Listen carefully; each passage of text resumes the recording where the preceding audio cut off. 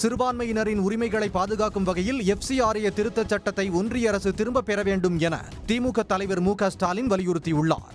இது தொடர்பாக ஒன்றிய உள்துறை அமைச்சர் அமித்ஷாவை திமுக MP வில்சன் தலைமையிலான சிறுபான்மையினருக்கான கூட்டு நடவடிக்கை மன்றத்தினர் சந்தித்து கோரிக்கை வைத்ததையும் சுட்டிக்காட்டியுள்ளார். FCRA மசோதாவால் ஏற்படும் பாதிப்புகளை கருத்தில் கொண்டு தொடக்கம் முதலே மசோதாவை திமுக எதிர்த்து வருவதாகவும், மசோதாவை நாடாளுமன்ற நிலைக்குழுவின் பரிசீலனைக்கு அனுப்ப வேண்டும் என்ற கோரிக்கையை திமுக ஆதரிப்பதாகவும் அவர் தெரிவித்துள்ளார். மசோதாவின் 15வது பிரிவை முழுமையாக நீக்க வேண்டும் என்றும் அவர் வலியுறுத்தியுள்ளார். சிறுபான்மையினருக்கான கூட்டு நடவடிக்கை மன்றத்தினரின் கோரிக்கையை ஒன்றிய அரசு பரிசீலிக்க வேண்டும் என்றும், நடப்பு கூட்டத்தொடரிலேயே FCRA திருத்தச் சட்டத்தை திரும்ப பெற வேண்டும் என்றும் மு.க.ஸ்டாலின் வலியுறுத்தியுள்ளார். சட்டமன்ற தேர்தலுக்கு முன்பு வீரவசனங்களை பேசிய ஜோசப் விஜய் முதலமைச்சரான பிறகு மீனவர்கள் கைது தொடர்பாக ஒன்றிய அரசுக்கு கடிதம் எழுதுவதை தவிர வேறு என்ன நடவடிக்கை உள்ளார் என அமமுக பொதுச் ராமேஸ்வரம் மீனவர்கள் வேலைநிறுத்த போராட்டத்தில் ஈடுபட்டுள்ளனர். இது தொடர்பாக எக்ஸ் பக்கத்தில் பதிவிட்டுள்ள அமமுக பொதுச் செயலர் TTV தினகரன், இலங்கை கடற்படையினரின் தொடர் அத்துமீறலால் மீனவ குடும்பங்கள் மன ரீதியாக மட்டுமின்றி பொருளாதார ரீதியாகவும் கடுமையாக பாதிக்கப்பட்டுள்ளதாக குறிப்பிட்டுள்ளார். அவர்களுக்கிடையே வாழ்வாதாரத்துக்காக போராடும் மீனவர்களை அரசியல் செய்வதற்கான கருவியாக பயன்படுத்தாமல் வாழ்வாதாரத்தையும் பாதுகாப்பையும் உறுதி செய்ய நிரந்தர நடவடிக்கைகளை மேற்கொள்ள வேண்டும் என்றும் TTV தினகரன் வலியுறுத்தியுள்ளார். திருவண்ணாமலை அண்ணாமலையார் கோயிலில் சாமி தரிசனம் செய்யும் போது கண்ணாடியில் கேமரா வைத்து அண்ணாமலையார் உண்ணாமுலை அம்மனை புகைப்படம் எடுக்க முயன்ற இருவரை போலீசார் பிடித்து விசாரணை நடத்தி வருகின்றனர். ஒன்றிய உள்துறை அமைச்சர் அமித்ஷா இன்று மாலை அண்ணாமலையார் கோயிலுக்கு சாமி தரிசனம் செய்ய வருகை தர உள்ளதால் 3 அடுக்கு பாதுகாப்புடன் 1500 போலீசார் பாதுகாப்பு பணியில் ஈடுபட்டுள்ளனர். இந்த நிலையில் ஹைதராபாத்தைச் சேர்ந்த பவுனேஷ் மற்றும் மகேஷ் ஆகியோர் சாமி தரிசனத்தின் போது கருவறையில் அண்ணாமலையார் உண்ணாமுலை அம்மனை கண்ணாடியில் பொருத்தப்பட்டிருந்த கேமரா மூலம் புகைப்படம் எடுக்க முயன்றுள்ளனர். அப்போது அவர்களை தடுத்த கோயில் நிர்வாகம் கண்ணாடி, செல்போன்களை பறிமுதல் செய்து போலீசாரிடம் ஒப்படைத்தனர். இதையடுத்து இளைஞர்கள் இருவரிடமும் போலீசார் விசாரணை நடத்தி வருகின்றனர். திண்டுக்கல்லில் மழை வேண்டி நடைபெற்ற சிறப்பு தொழுகையில் 1000க்கும் மேற்பட்ட இஸ்லாமியர்கள் கலந்து கொண்டனர். தமிழகத்தில் இந்த ஆண்டு பருவமழை பொய்த்துள்ளதால் விவசாயம் செய்ய தண்ணீர் பற்றாக்குறை ஏற்பட்டு வறட்சி நிலவுகிறது. மேலும் திண்டுக்கல் மாவட்டத்தில் பல இடங்களில் குடிநீருக்கும் தட்டுப்பாடு ஏற்பட்டுள்ளதால் பொதுமக்கள் பெரும் அவதியடைந்துள்ளனர். இதனையடுத்து திண்டுக்கல் பேகம்பூர் பெரிய பள்ளிவாசலில் மழை வேண்டி சிறப்பு தொழுகை நடத்தப்பட்டது. உலக மக்கள் அனைவர்களும், குறிப்பாக நம் நாட்டில் வாழக்கூடிய அனைவர்களும் நிம்மதியாக, சுகமாக, சுபிட்சமாக வாழ்வதற்காக, குறிப்பாக தண்ணீருடைய தேவைகளை நாம் பெற்றுக்கொள்வதற்காக இறைவனிடம் கெஞ்சி அல்லா இடத்துல வேண்டுதல் வைப்பதற்காண்டி இந்த மகத்தான கூட்டத்தை கூட்டப்பட்டது. இந்த வருடம் பெய்ய வேண்டிய பருவமழையும் பொய்த்திருக்கிறது. எனவே எங்களுடைய இஸ்லாமிய மரபுப்படி எங்களுக்கு காட்டப்பட்ட வழிகாட்டுதலின்படி நாங்கள் இந்த தண்ணீரை, மழையை இறைவனிடத்திலே கேட்டு பெற வேண்டும் என்கிற அந்த வழிமுறைப்படி இன்றைக்கு நாங்கள் சிறப்பாக மழை தொழுகை நடத்தியிருக்கிறோம். இந்த சிறப்பு தொழுகையில் சிறுவர்கள் முதல் பெரியவர்கள் வரை ஏராளமான இஸ்லாமியர்கள் கலந்து கொண்டு பிரார்த்தனை செய்தனர். படகு பழுதாகி இலங்கை கடற்பகுதிக்குள் நுழைந்த 11 ராமேஸ்வரம் மீனவர்களை சிறையில் அடைத்துள்ள இலங்கை கடற்படையை கண்டித்து ராமேஸ்வரம் மீனவர்கள் வேலைநிறுத்த போராட்டத்தில் ஈடுபட்டுள்ளனர். கடந்த 5ஆம் தேதி ராமேஸ்வரம் துறைமுகத்திலிருந்து புறப்பட்ட ரமேஷ் என்பவருக்கு சொந்தமான விசைப்படகு பழுதாகி நெடுந்தீவு கடல் பகுதிக்குள் சென்றுள்ளது. அப்போது அப்பகுதியில் ரோந்து வந்த இலங்கை கடற்படை அதிகாரிகள் பழுதான படகில் இருந்த ராமேஸ்வரத்தைச் சேர்ந்த 11 மீனவர்களையும் கைது செய்தனர். மேலும் அவர்களை நீதிமன்றத்தில் ஆஜர்படுத்திய இலங்கை கடற்படையினர் வரும் 21ஆம் தேதி வரை நீதிமன்ற காவலில் அடைத்துள்ளனர். இந்த நிலையில் மீனவர்களை மீட்க உரிய நடவடிக்கை எடுக்க ஒன்றிய, மாநில அரசுகளை வலியுறுத்தி ராமேஸ்வரம் மீனவர்கள் ஒருநாள் அடையாள வேலைநிறுத்த போராட்டத்தில் ஈடுபட்டுள்ளனர். வேலை பழுதுல போய் கரை ஒதுக்கப்பட்ட ஒரு படகுல உள்ள மீனவர்களை அவங்க உண்மை நிலை அறிஞ்சு அவங்கள விடுதலை பண்ணி கொடுப்பாங்க நாங்கள் எதிர்பார்த்திருந்தோம். ஆனா அவங்க நடைமுறை இல்லாத சூழ்நிலை இருந்துமே அவங்க தாண்டோனித்தனமா இன்னைக்கு ஒரு இலங்கை அரசாங்கம் 11 மேல கேஸ் போட்டு 21ஆம் தேதி வாய்தா போட்டாங்க. ஒரு நாள் வேலைக்கு போகலைன்னா கூட இன்னைக்கு ஒரு மீனவனுடைய வாழ்க்கை எப்படி இருக்கணும் அரசாங்கத்துக்கு தெரியும். அதனால உடனடியாக இந்த மீனவர் மேல அக்கறை கொண்டு இருநாட்டு அரசாங்கமும் இந்த இலங்கை பிரச்சனை, இந்திய பிரச்சனை, எல்லா பிரச்சனைக்கு மீன்பிடி மீனவர்களுக்குள்ள பிரச்சனையை ஒரு நிரந்தர தீர்வு கொண்டு வரணும்னு நாங்க கேட்டுக்கோம். மீனவர்கள் வேலைநிறுத்த போராட்டத்தால் 800க்கும் மேற்பட்ட விசைப்படகுகள் கரையோரம் நங்கூரமிட்டு நிறுத்தப்பட்டுள்ளன. சிறுபான்மையினரின் உரிமைகளை பாதுகாக்கும் வகையில் FCRA திருத்தச் சட்டத்தை ஒன்றிய அரசு திரும்ப பெற வேண்டும் என திமுக தலைவர் மு.க.ஸ்டாலின் வலியுறுத்தியுள்ளார்.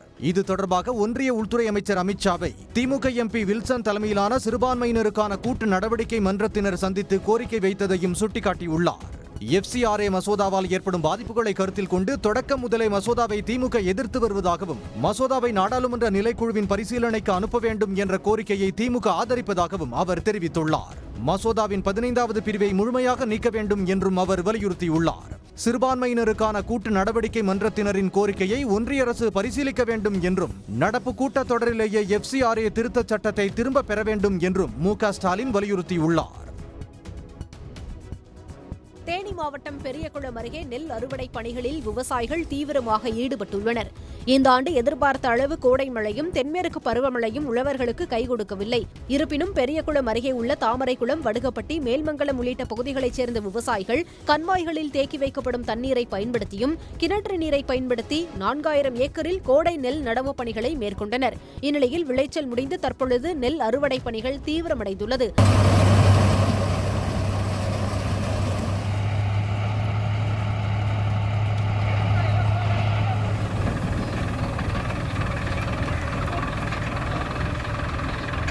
அவ்வப்போது கனமழை எச்சரிக்கை விடுக்கப்பட்டு வருவதால் மகசூல் பாதிக்கும் முன் அறுவடை பணிகளை விவசாயிகள் தீவிரப்படுத்தியுள்ளனர். மதுரை மாவட்டம் சோழவந்தான் பகுதியில் நிலவும் கடும் வறட்சி காரணமாக வைகை ஆற்றுப்படுகை பாலைவனம் போல வறண்டு காட்சியளிக்கிறது. வைகை ஆறு நீரின்றி வறண்டு காணப்படுவதால் விவசாயிகள் கடுமையாக பாதிக்கப்பட்டுள்ளனர். வைகை ஆற்றை நம்பியுள்ள 50க்கும் மேற்பட்ட கிராமங்களைச் சேர்ந்த விவசாயிகள் தென்னை, வாழை, நெல் மற்றும் காய்கறிகள் பயிரிட்டுள்ளனர். இதனிடையே ஆற்றுப்படுகையில் ஒரே இடத்தில் நெருக்கமாக 20க்கும் மேற்பட்ட கிணறுகள் தோண்டப்பட்டு தண்ணீர் உறிஞ்சப்பட்டு வருகிறது. இதனால் தென்னை சாகுபடி கடுமையான வீழ்ச்சியை சந்தித்துள்ளது. நதியும் கொஞ்சம் நீர் மேலாண்மை எடுத்து வருங்காலத்தில் இந்த நெல் இனம் இந்த வெப்பநிலையிலிருந்து நம்ம தப்பிக்கிறதுக்கு இந்த வைகை ஆற்றையும் கொஞ்சம் நீர் மேலாண்மை எடுத்து அரசாங்கம் பார்க்கும்படி நாங்கள் கேட்டுக்கிறோம். இந்நிலையில் விவசாயிகளின் வாழ்வாதாரத்தை பாதுகாக்க தமிழ்நாடு அரசு விரைந்து நடவடிக்கை எடுக்க வேண்டும் என கோரிக்கை வலுத்துள்ளது. சென்னையில் நீட் எதிர்ப்பு கூட்டு இயக்கத்தினர் மேற்கொண்டுள்ள பட்டினி போராட்டம் 8வது நாளாக தொடர்கிறது. நீட் தேர்வை ரத்து செய்ய வேண்டும், கல்வியை மீண்டும் மாநில பட்டியலுக்கு மாற்ற வேண்டும் என்ற கோரிக்கையை வலியுறுத்தி நீட் எதிர்ப்பு கூட்டு இயக்கத்தைச் சேர்ந்த தனசேகர், ஜீவா, புளியந்தோப்பு மோகன், ரவி ஆகிய 4 பேர் சென்னை சின்மயா நகரில் பட்டினி போராட்டத்தை கடந்த 1ஆம் தேதி தொடங்கினர். இப்போராட்டம் 8வது நாளாக நீடிக்கிறது. பட்டினி போராட்டத்தில் பல்வேறு அரசியல் கட்சிகள், அமைப்புகளை சார்ந்தவர்கள், பெற்றோர் கலந்து கொண்டு ஆதரவு தெரிவித்து வருகின்றனர். அந்த நீட் எதிர்ப்புக்கான மனநிலை தமிழ்நாடு மக்கள்கிட்டயே உருவாயிருக்கு. இந்த சூழலை ஒரு பொறுப்புமிக்க அரசு பயன்படுத்திக்கணும்னு நாங்கள் சொல்கிறோம். இப்போ நீங்கள் பார்த்தீங்கன்னா இவங்களாம் யாருன்னே முகம் தெரியாதவங்க, கட்சி சார்பற்றவங்க. இங்கே உட்கார்றதுக்கான காரணம் ஏதோ ஒரு வகையில் என்னுடைய அடுத்த தலைமுறை மருத்துவ கனவோடு இருக்குது அப்படின்ற ஒரு ஏக்கத்தோடு தான் இங்கே உட்கார்ந்துருக்குறாங்க. இந்தியாவில் இருக்கிற எல்லா பாடத்திட்டங்களில் படிக்கிற எல்லா குழந்தைகளோடையும், எல்லா வசதி வாய்ப்பு இருக்கிற எல்லா குழந்தைகளோடையும் என்னுடைய பிள்ளைகளோ அடுத்த தலைமுறையோ போட்டி போடணும் அப்படிங்கிறது எந்த அளவுக்கு நியாயம்னு என்னால் புரிஞ்சிக்கவே முடியல. இதை நான் மற்ற வெளிநாடுகளில், ஐரோப்பிய நாடுகளில் நான் வேலை செஞ்சுருக்கேன், வருடக்கணக்காக வேலை செய்கிறேன். கடந்த ஒரு 7-8 ஆண்டுகளாக நான் வெளிநாடுகளில் தான் வசிக்கிறேன். என்னால் அங்கே அப்படி ஒரு பேட்டர்னை பார்க்கவே முடியல. அப்படி ஒன்று அங்கே இல்லவே இல்லை. நீட் தேர்வை ரத்து செய்யும் வரை தங்களது போராட்டம் தொடரும் என்று போராட்டக்காரர்கள் அறிவித்துள்ளனர். 8 நாட்களாக போராட்டம் தொடர்வதால் உண்ணாநிலை போராட்டம் நடத்தி வரும் 4 பேரும் சோர்வடைந்துள்ளனர்.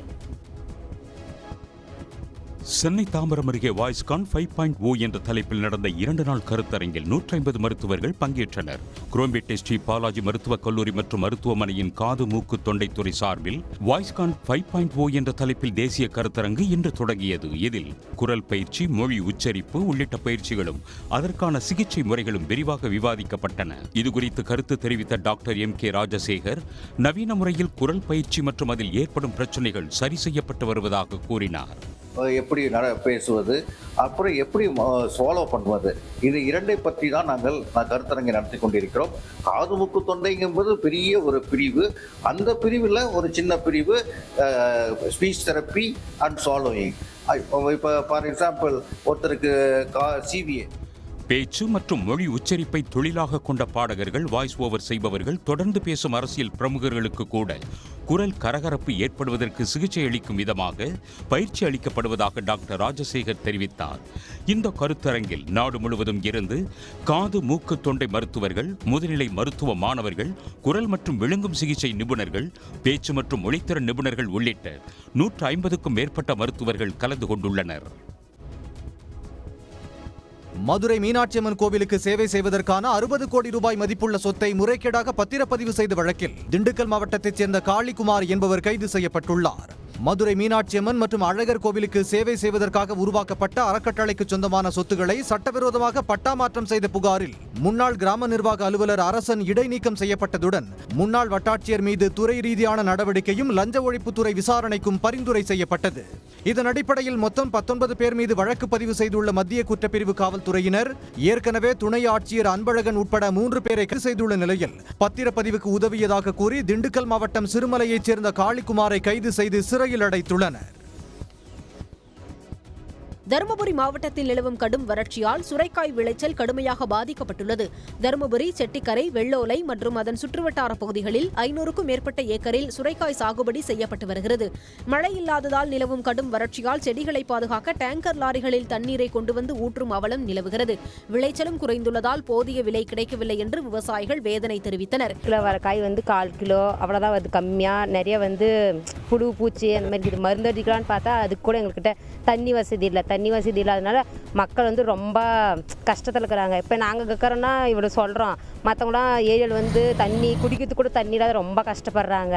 கடந்த காலங்களில் சுரைக்காய் சாகுபடிக்கு ஏக்கருக்கு 20,000 ரூபாய் செலவு செய்தால் 1 லட்சம் முதல் 2 லட்சம் ரூபாய் வரை வருமானம் கிடைக்கும் என்று விவசாயிகள் தெரிவித்தனர். ஆனால் தற்போது போதிய விலை கிடைக்கவில்லை என்று அவர்கள் கூறினர். உலக புகழ்பெற்ற டுகாட்டி நிறுவனம் தனது புதிய மான்ஸ்டர் V2 மாடல் மோட்டார் சைக்கிளை ஆகஸ்ட் 10ஆம் தேதி இந்தியாவில் அறிமுகம் செய்கிறது. ஏற்கனவே அறிமுகம் செய்யப்பட்டுள்ள மாடலில் 937 சிசி திறன் என்ஜின் வழங்கப்பட்டிருந்த நிலையில் புதிய மான்ஸ்டர் V2 மாடலில் 890 சிசி என்ஜின் பொருத்தப்பட்டுள்ளது. மேலும் இதன் சேசிஸ், ஸ்டைலிங் மற்றும் ஒட்டுமொத்த எடையிலும் மாற்றங்கள் செய்யப்பட்டுள்ளன. 6 கியர் பாக்ஸுடன் வேகமான அப் ஷிஃப்ட் மற்றும் டவுன் ஷிஃப்ட் வசதிகள் மேம்படுத்தப்பட்டுள்ளன. எடை குறைந்த என்ஜின், திருத்தப்பட்ட சேசிஸ் பாகங்கள் போன்றவைகளால் மோட்டார் சைக்கிளின் எடை சுமார் 4 கிலோ வரை குறைக்கப்பட்டுள்ளது. புதிய மான்ஸ்டரின் எடை 175 கிலோவாக இருக்கும் என எதிர்பார்க்கப்படுகிறது. இதில் 14 லிட்டர் அளவுக்கு எரிபொருள் நிரப்பலாம். மான்ஸ்டர் V2 பைக்கின் விலை உள்ளிட்ட விவரங்கள் இன்னும் அறிவிக்கப்படவில்லை. விவசாயிகளின் கோரிக்கைகளுக்கு துணை நின்று திமுக சார்பில் போராட்டம் நடத்தப்பட்ட நிலையில் அந்த கட்சியின் இளைஞரணி செயலாளரும் சட்டப்பேரவை எதிர்க்கட்சித் தலைவருமான உதயநிதி ஸ்டாலினை சந்தித்து விவசாய பிரதிநிதிகள் நன்றி தெரிவித்தனர். சென்னை பசுமை வழிச்சாலையில் உள்ள எதிர்க்கட்சித் தலைவரின் குறிஞ்சி இல்லத்தில் வைத்து தமிழ்நாடு விவசாய சங்கங்களின் கூட்டியக்க தலைவர் PK தெய்வசிகாமணி தலைமையில் விவசாய பிரதிநிதிகள் சந்தித்தனர். விவசாயிகளின் கோரிக்கையை ஏற்று போராட்டம் நடத்திய உதயநிதி ஸ்டாலினுக்கு நன்றி தெரிவித்த விவசாயிகள் அவரை போலீசார் கைது செய்த தமிழ்நாடு காவல்துறைக்கு கண்டனம் தெரிவித்தனர். பயிர்க்கடன் தள்ளுபடி உள்ளிட்ட அனைத்து கோரிக்கைகளுக்காக மக்கள் மன்றத்திலும் சட்டமன்றத்திலும் திமுக தொடர்ந்து குரல் கொடுக்கும் என்று உதயநிதி ஸ்டாலின் உறுதியளித்தார். கேரள மாநிலம் எர்ணாகுளம் மாவட்டத்தில் மூவாற்றுப்புழா என்ற இடத்தில் வெள்ளியன்று சிறிய அளவில் நிலச்சரிவு ஏற்பட்ட நிலையில் மீண்டும் அதே இடத்தில் மிகப்பெரிய அளவில் நிலச்சரிவு ஏற்பட்டுள்ளது. பெரிய மலைப்பகுதி இடிந்து பள்ளத்தில் விழக்கூடிய காட்சிகள் வெளியாகியுள்ளன. രക്ഷയില്ല, ഒരു മല മൊത്തം പോന്നിട്ടുണ്ട്. അടിച്ചേറിയ തോട്ടം, റബ്ബർ തോട്ടം, ഒരു വീട്, ഫാം എല്ലാം തകർന്നിട്ടുണ്ട്. അയ്യോ, ഞാൻ കഷ്ടി ഓടി രക്ഷപ്പെട്ടു എന്നുള്ളൂ. அதிகப்படியான மழைநீர் சென்றதால் மண் தனது பிடிப்புத்தன்மையை இழந்து பெயர்ந்து விழுவதாக தெரிய வந்துள்ளது. கடந்த சில ஆண்டுகளாக கேரளத்தில் ஆங்காங்கே நிலச்சரிவுகள் ஏற்பட்டு பெரும் பாதிப்புகளை ஏற்படுத்தி வரும் நிலையில் இதுபோன்ற ஆபத்தான இடங்களை கண்டறியும் பணியில் மாநில நிர்வாகம் களமிறங்கியுள்ளது. நிலச்சரிவு ஏற்பட வாய்ப்புள்ள இடங்களில் அமைந்துள்ள குடியிருப்பு வாசிகளை அப்புறப்படுத்தும் நடவடிக்கையில் மாவட்ட நிர்வாகங்கள் ஈடுபட்டுள்ளன. கடந்த சில நாட்களாக இடுக்கி, பத்தனம்திட்டா, எர்ணாகுளம், திருச்சூர், கோழிக்கோடு, கண்ணூர், காசர்கோடு உள்ளிட்ட மாவட்டங்களில் கனமழை பெய்து வருகிறது. இதனால் ஆங்காங்கே மண் சரிவுகள் ஏற்பட்டு வருகின்றன. மதுரை அலங்காநல்லூர் அருகே வீட்டின் பூட்டை உடைத்து 100 சவரன் நகை மற்றும் பணம் கொள்ளையடிக்கப்பட்ட வழக்கில் கொள்ளையில் ஈடுபட்ட இளைஞரை போலீசார் கைது செய்துள்ளனர். அலங்காநல்லூர் அருகே உள்ள பொதும்பு வானவில் செட்டி பகுதியைச் சேர்ந்த சுரேஷ் என்பவர் அமெரிக்காவில் பணியாற்றி வருகிறார். இவரது மனைவி கடந்த மே மாதம் 28ஆம் தேதி சுற்றுலா சென்றுவிட்டு திரும்பிய போது வீட்டின் பூட்டு உடைக்கப்பட்டு 100 சவரன் தங்க நகைகள், 3 லட்சம் ரூபாய் பணம் மற்றும் வெள்ளி பொருட்கள் திருடு போனது தெரிய வந்தது. இது தொடர்பாக வழக்கு பதிவு செய்த போலீசார் CCTV காட்சிகளின் அடிப்படையில் குற்றவாளிகளை தேடி வந்தனர். இந்நிலையில் திருட்டில் ஈடுபட்ட ஆரப்பாளையம் பகுதியைச் சேர்ந்த சூர்யாவை போலீசார் கைது செய்துள்ளனர். போலீசார் மேற்கொண்ட விசாரணையில் காதலியின் ஆடம்பர வாழ்க்கைக்காக ஆள் இல்லாத வீடுகளில் நகை, பணம் திருடி வந்ததாக வாக்குமூலம் அளித்துள்ளதாக கூறப்படுகிறது. அவரிடம் இருந்து 50 சவரன் நகைகள் மற்றும் 86,500 ரூபாய் பணம் மீட்கப்பட்டுள்ளதாக போலீசார் தெரிவித்துள்ளனர். பரமக்குடி வருவாய் கோட்டாட்சியர் சரவண பெருமாள் 50,000 ரூபாய் லஞ்சம் வாங்கிய புகாரில் கையும் களவுமாக கைது செய்யப்பட்டுள்ளார். மணல் குவாய் அமைப்பதற்காக மாவட்ட ஆட்சியரிடம் அனுமதி பெற்ற ஒருவர் இதற்காக புல தணிக்கையுடன் கூடிய தடையில்லா சான்றிதழுக்கு விண்ணப்பித்திருந்தார். ஆனால் தடையில்லா சான்று வழங்க வேண்டுமாயின் தமக்கு 50,000 ரூபாய் லஞ்சம் தர வேண்டும் என்று கோட்டாட்சியர் சரவண பெருமாள் கட்டாயப்படுத்தியதாக தெரிகிறது. லஞ்சம் கொடுக்க விரும்பாத அந்த நபர் இது தொடர்பாக லஞ்ச ஒழிப்பு போலீசாரிடம் புகார் அளித்தார். லஞ்ச ஒழிப்புத்துறை போலீசார் வழங்கிய யோசனையின்படி ரசாயனம் தடவிய ரூபாய் நோட்டுகளை கோட்டாட்சியர் சரவண பெருமாளிடம் அந்த நபர் வழங்கினார். அப்போது அங்கு காத்திருந்த லஞ்ச ஒழிப்புத்துறை போலீசார் விரைந்து சென்று சரவண பெருமாளையும் அவரது வாகன ஓட்டுநர் சுந்தர் ஆகிய இருவரையும் கைது செய்தனர். உடனுக்குடன் செய்திகளை தெரிந்து கொள்ள சன் நியூஸ் பெல் ஐகானை கிளிக் பண்ணுங்க.